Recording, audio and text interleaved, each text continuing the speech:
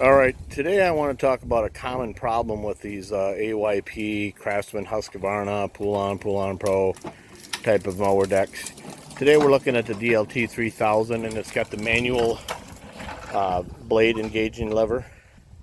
And over time, almost every single AYP system like this that I've come across has had a difficult time disengaging the blade. So basically what happens is, you throw this up there to engage the blades, and then when you drop the lever down, for a lot of different reasons, the blades don't disengage properly, or it takes them a long time and then they finally do. So today I just want to share you one real simple, can't say fix because you got to take the mower deck off to do this probably, but what it is it's this spring. I put a 4 on there because it cost me $4. I just wanted to remember in case I had to charge somebody.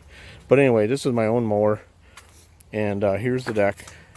And what's going on is when you disengage, this is when you engage the deck, the cable that runs from there to here will pull this and it'll tighten the belt, which is going up to the engine here.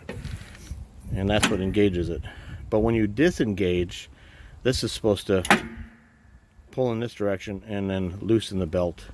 Well, you see what's happening. I could just do that by hand, because what's missing, if you look here, there's a hole in the deck right here, and there's a hole in the mechanism here. This spring basically goes from here to there. That's all there is to it.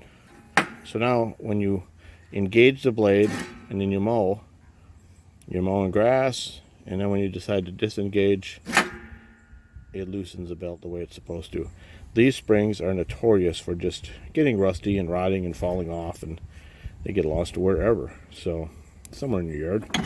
Anyway, that's what that is. So kind of a simple thing. It might be going wrong with your mower deck. And I will track down that part number for you and put it in the description below this video.